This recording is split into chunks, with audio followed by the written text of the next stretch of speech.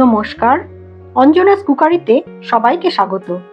আজ নিয়ে চলে এসেছি ভীষণই জনপ্রিয়, সকলের প্রিয় একটি তেলে ভাজার রেসিপি, ফুলুরি। সন্ধ্যাবেলা চায়ের সাথে অথবা মুড়ি দিয়ে খাওয়ার জন্য দোকান থেকে না কিনে বাড়িতেই বানিয়ে ফেললাম ফুলুরি। ভীষণই অল্প কিছু ঘরোয়া উপকরণ থাকলেই বানিয়ে নেওয়া যায়। চলুন তাহলে দেখে নিই কিভাবে বানালাম ফুলুরি। এর জন্য প্রথমে 1.5 কাপ বেসন নিয়ে নিলাম। বেসন স্ট্রেনারে নিয়ে একটু চেলে নিলাম। ডাইরেক্টলি দেওয়া যায়, কিন্তু চেলে নিলে এর মধ্যে লাম্পস থাকে না, তাই ব্যাটার বানাতে সুবিধে হয়, সেজন্যই চেলে নিলেই ভালো। আপনারা যদি ফুলুরি বানান তাহলে চেষ্টা করবেন এইভাবে চেলে নিয়ে সেই বেসনটা কাজে লাগাতে। এরপর এর মধ্যে সামান্য লবণ দিয়ে শুকনো বেসনের সঙ্গে মিশিয়ে দিলাম। লবণের পরিমাণ কিছু বললাম না, আপনারা প্রয়োজন মতো মেশাবেন। এবার শুকনো বেসনের মধ্যে অল্প অল্প করে জল দিয়ে একটা ঘন ব্যাটার বানাতে হবে।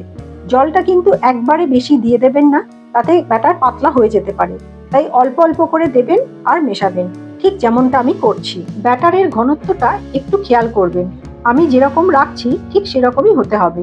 বেসনের ব্যাটার বেশ কিছুক্ষণ ধরে হাত দিয়ে ফেটাতে হবে। এই কাজটা একটু সময় নিয়ে ধৈর্য ধরে করতে হবে।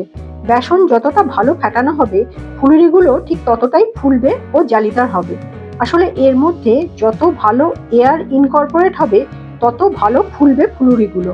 বেসন ঠিকঠাক রেডি হয়েছে কিনা দেখার জন্য একটা বাটিতে জল নিয়ে তার মধ্যে অল্প ব্যাটার ফেলে দিয়ে দেখলাম উপরে ভেসে উঠছে, তার মানে ফুলুরির জন্য ব্যাটার একদম রেডি। আরেকটা জিনিস খেয়াল করবেন, বেসন ফেটানোর সঙ্গে সঙ্গে এর রংটাও অনেকটা সাদাটে হয়ে আসবে, তখন বুঝবেন ফেটানো একদম ঠিকঠাক হয়েছে। এরপর এর মধ্যে কয়েকটি জিনিস মেশাতে হবে।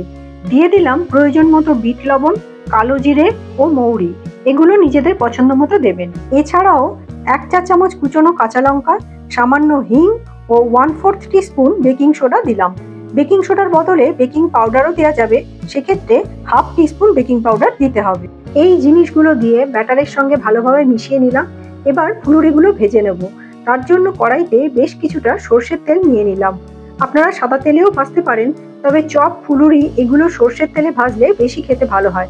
আপনারা আপনাদের পছন্দ মতো তেল ব্যবহার করবেন। 2 চামচ গরম সর্ষের তেল বেসনের ব্যাটারের মধ্যে মিশিয়ে দিলাম, এতে ফুলুরিগুলো ভালো ফুলবে। এবার একে একে ব্যাটার নিয়ে ফুলুরির আকারে তেলের মধ্যে দিতে লাগলাম।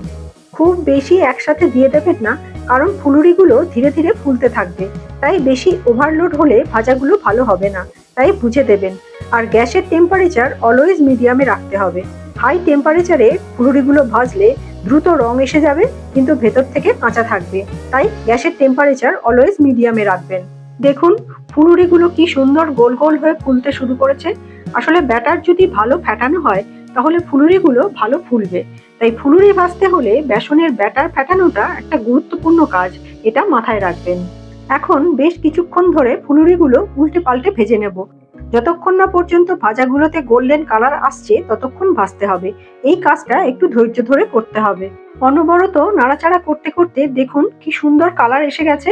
এবার তেল থেকে তুলে নিতে হবে ফুলুরিগুলো। এর থেকে বেশি গাঢ় রং করবেন না, তাতে ফুলুরির উপরের আবরণটা শক্ত হয়ে যাবে, খেতে ভালো লাগবে না।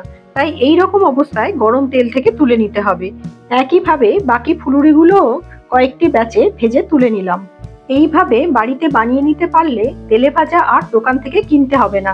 বাড়ির বানানো জিনিস অনেক বেশি স্বাস্থ্যকর হয়। সন্ধ্যেবেলা চায়ের সাথে তেলে ভাজা মুড়ি খেতে ইচ্ছে করলে খুব সহজে বাড়িতেই বানিয়ে ফেলুন। বাড়ির বানানো জিনিসের স্বাদ দোকানের থেকে কোনো অংশে কম নয়। আমার ফুলুরি পরিবেশনের জন্য প্রস্তুত। ওপর থেকে সামান্য বিট লবণ ছড়িয়ে দিলাম।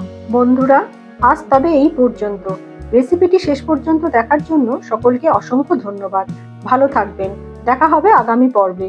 নমস্কার।